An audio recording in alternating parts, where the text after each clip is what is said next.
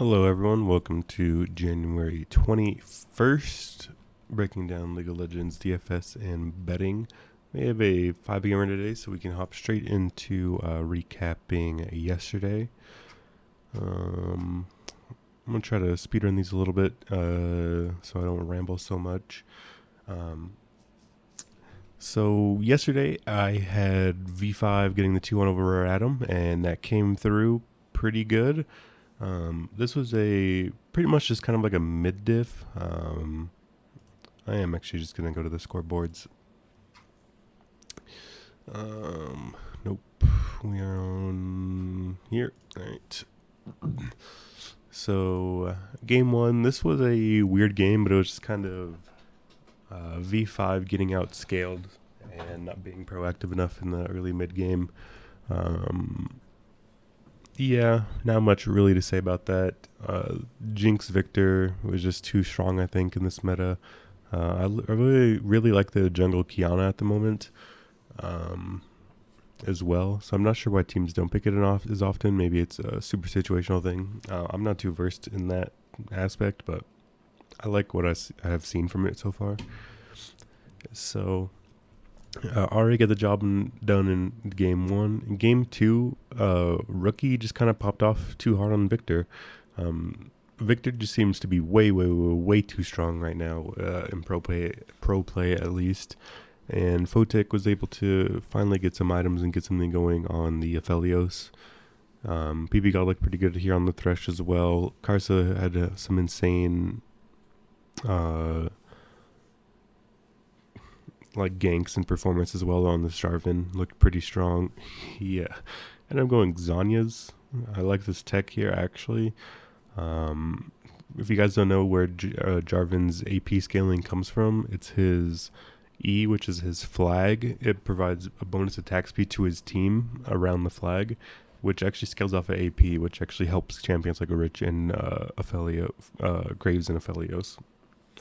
And then we saw iBoy076. He will have a lot of these games. If you guys know me, you know I'm not a big fan of iBoy. He will have a lot of these int games. He just gets caught out of position way too much.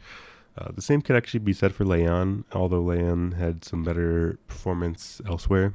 He actually did get caught in front of some dragons, and this is the sort of thing will come back to bite RA as they continue to battle top teams, but I'm still liking what I see out of them overall. And then the third game as well, this is just a rookie hype performance pop off. I believe he was like 7-1 when they had 9 kills or something. Like he was all of the team this game, and he managed to get it done. For DFS aspect, it was pretty much like Rookie was like the only one who kind of did anything. So that wasn't ideal really for scoring, but I mean they got the job done. They did get some kills. They had some bloody games, which is nice. Heading over to the second series, I believe I had BLG 2-0 in this, and the first game was it was a little bit weird. They just played like too slow and kind of bled gold everywhere. The team fights are pretty disastrous. I mean, I'm not sure how, like they just like weren't able to like punish anything that they did. And Cream looked way too good on the Quirky. He's looking pretty strong in this selection. Aki had the early snowball with the Jungle Talon. 8-1-1 is pretty ridiculous scoreline. So they managed to pick up the first game. BLG brought it back in game number 2. I believe this was like a little bit of a top gap. Shanji looked pretty outclassed by Breathe, and then the mid was kind of neutralized between Oriana and Victor, which was pretty boring. So they Billy were able to pick up game 2, and then the third game was just a complete disastrous stomp. Cold could not stop dying. Shanji could not stop dying. The set did not look good here at all. Neither did the Braum.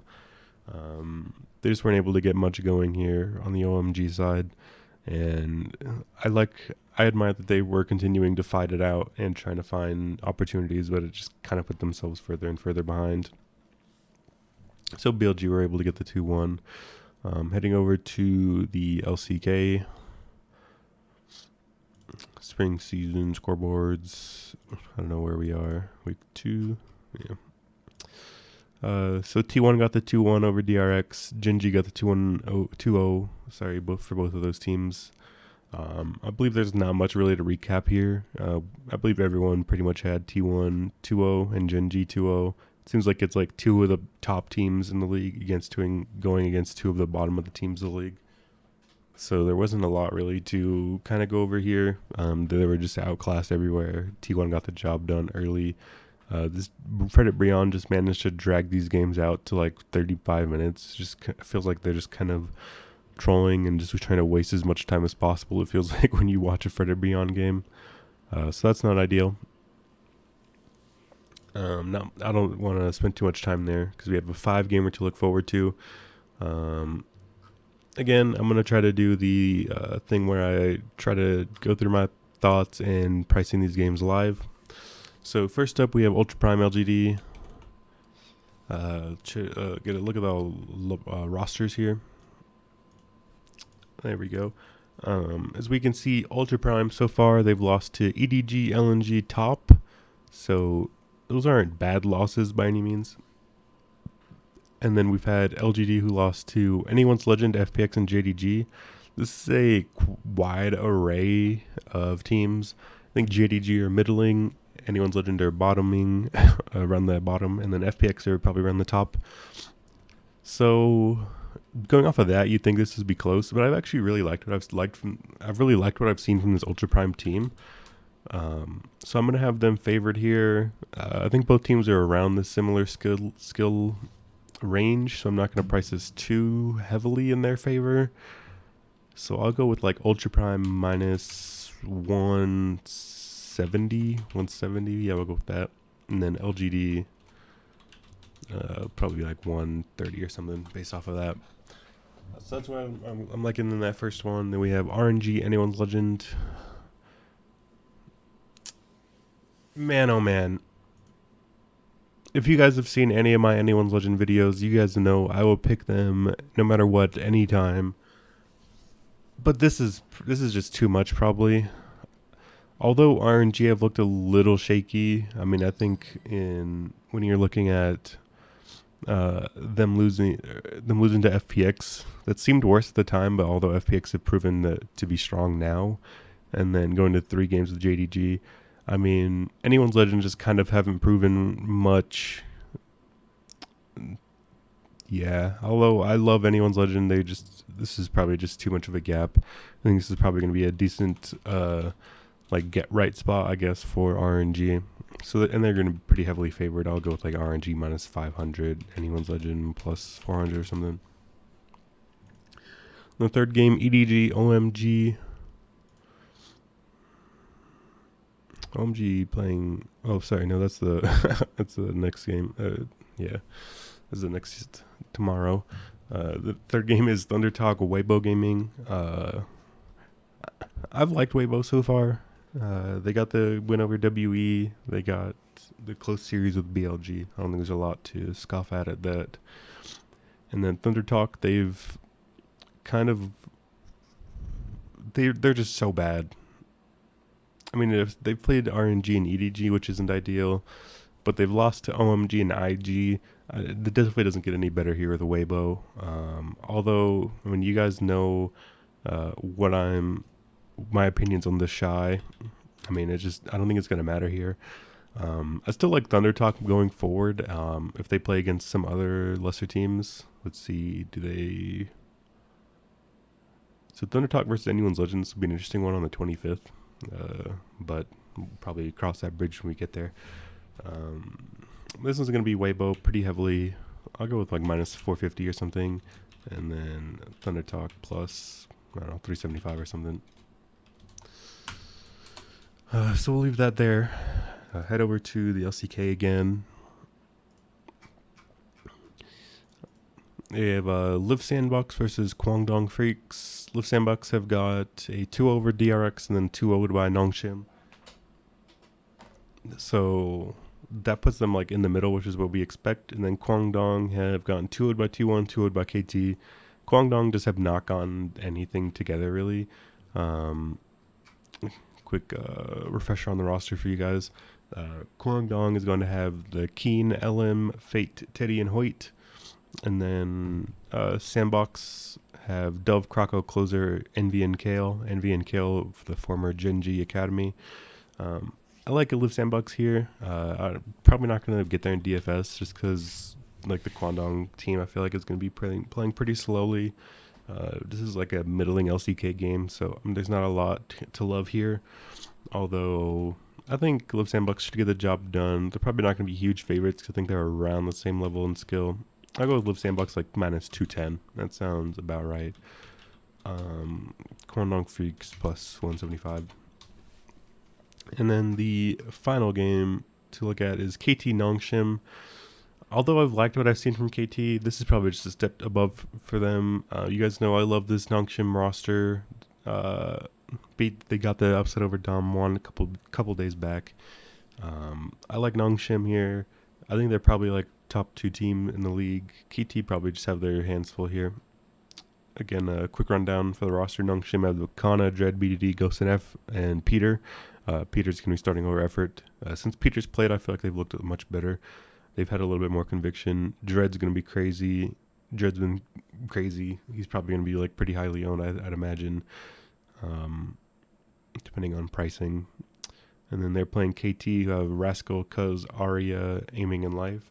This one could be like low-key a decent spot for Nongshim. I feel like Dread's made them super aggressive. They've been pretty decent. I'd probably leave off Ghost if I were going to go to Nongshim. I think if you're going to play Nongshim, Kana and Dread for sure. Peter hasn't had bad scoring. Neither has BDD, although BDD and Ghost both have like a good amount of ways to not get involved at the moment, so that's a little concerning. So pricing it, I'll go Nongshim minus... I think KT have some fight. I'll go with like minus 270.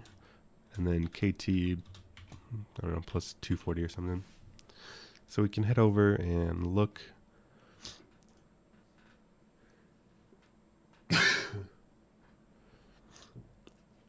Wow.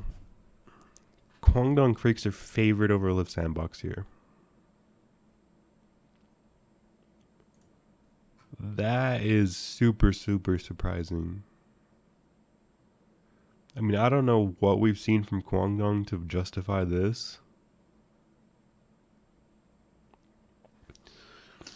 I mean, they've looked terrible. I mean, they're 0-4, haven't won a map. I mean, they played T1 once, but... I mean, it's pretty hard to justify that price, if I'm honest. Man, that is super weird. I mean, maybe that will open up playing Live Sandbox for me then. Because I mean, I have them priced as a pretty decent favorite here, and they're an underdog. I mean, that's one where, I mean, maybe you like look back and think, man, like how did I have Live Sandbox as that much of a favorite? But I'm not seeing it. This Guangdong Freaks team has looked all out of sorts. So, yeah, I mean, that's one right off the hop. Nongshim minus 165. This is not a bad price. Plus 185 for the 2-0. I mean, that's a good bet, I think. I mean, I think Nongshim are definitely like a good bit better than KT. I mean, I could see them dropping a map. So maybe you don't get the 2-0. I mean, I think this 165 straight up isn't even that bad of a price either. So, I mean, I like that for sure. Heading over to the LPL, Ultra Prime 385 favorite. Wow, that is surprising as well. This is a really, really, really, really interesting pricing thing. I think most of mine yesterday weren't that hot, but man, I mean, Ultra Prime, they've looked decent in these games. Like, I understand them being the favorite, but man, are they that much better, really? I mean, when you look at like MMA math like this and you see that they've got a 2-1 to EDG, like, is it just because they're coming off a map over EDG? Is that really like making up this price? I mean, I like Thunder Talk and to win this, Ultra Prime. I like Ultra Prime to win, but man, that price is crazy. I'm not getting anywhere near that. I'm probably not going to be Normally when I have a price discrepancy this big, you kind of should just blindly play whoever you think is the closer. Like that might be something I'll have to look into and consider. But I don't think Ultra Prime should be that big of a favorite.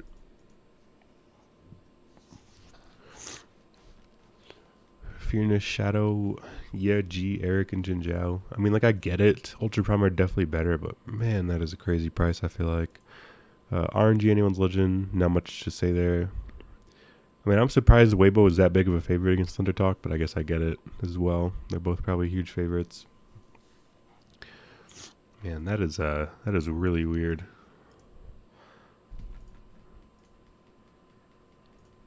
I mean, I'm just trying to. There's like a weird thing. We have Fearness playing. I don't think Fearness has played yet, has he? For LGD. Let's see if their match history is up. They've had Fearness playing, and then Garvey came in once. Huh. I mean, I don't know. Like, I get that they've lost and they haven't looked good, really, but that is a super weird price, I feel like. All right. I mean, that kind of explains where I'm at and the differences there. I mean, I think Lo Sandbox should be the favorite in this game. That seems pretty mispriced. I feel like Nongshim should be much bigger favorite. That seems pretty mispriced. I mean, I get the Ultra Prime love, but that seems pretty mispriced. I feel like there's not that much of a disparity in talent there. And then Weibo and RNG, there's not much to touch on there. They're definitely the better teams, that's for sure. When looking at the slate from a DFS perspective, looking at kill ability and that kind of thing, we know Anyone's Legend will fight all the time, so I'd imagine RNG will be popular. As they should be. I think that's probably spot number one. Then number two probably would have to be Ultra Prime LGD. I think this is going to be closer. So I don't know. Maybe this is a spot where you just kind of onto a dogger pass situation. That would be my lean. I mean, when you look at the price discrepancy there from what I have it versus what they have it, I mean, you almost need to take the shot on LGD, it feels like. So I like that game there as well. And then Weibo Thunder Talk. I feel like this is okay, but I don't know if Thunder Talk have been like that crazy. This feels like an average game. So I would probably have like Weibo Thunder Talk tied with like Nongshim as like, I don't know. If I'm rating like teams I like, I think it's RNG 1, Weibo, Nongshim tied for 2, but depending on where you go, like Dread and Kana should be pretty high, but then you have like Angel, Huanfeng, and On as decent for the rest. I mean, Nongshim are pretty cheap. Yeah, Nongshim are pretty affordable. So I don't hate Nongshim here. I wonder what KTs look like in their losses. Let's check that real quickly. Scoreboards. Find KT. Who do they lose to? Well, they haven't lost yet.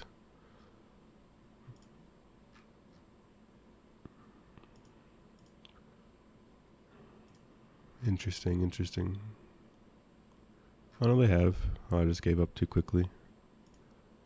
Oh, I missed it. They played Damwon the second game. Oh, here they go. So 17 and 10 deaths in 42 minutes is not a lot there. So yeah, that's about where I'm leaning. I don't love the activity level in Sandbox versus Kwangdong, but if they're going to be giving you an underdog price there, I like that. Maybe by the end of the night, I'll be on LGD just because I think this price is a little weird, but probably not. I don't know. For predictions, I'll go Sandbox 2-0. They've looked pretty strong. I feel like Kwangdong haven't gotten together. I'll go Nongshim 2-0. This feels like a really weird price again. I'll go Ultra Prime 2-1. This might end up just being like a fade X out for me because I think maybe LGD can get one and that'll kill a lot of Ultra Prime lineups. I'll go RNG 2-0, probably my favorite spot, but everyone's favorite spot. And then Weibo 2-0. They'll probably be lesser owned than RNG, but they'll be there as well. So that's what I'm liking. I'm liking taking the shot on the LCK games, maybe. I like Nongshim here. Sandbox isn't terrible. Maybe I'll just end up going LGD and being a contrarian that way. Probably going to have to leave off the top laner in case they lose and have a sub thing. That's the only thing really to point out there. But yeah, I mean, that's going to be it for me today. I've been 8-0 on the past 2 days. Hopefully you guys have been cashing out some money as I have. And we'll try to continue it again tonight. Best of luck to everyone, and I'll see you guys tomorrow.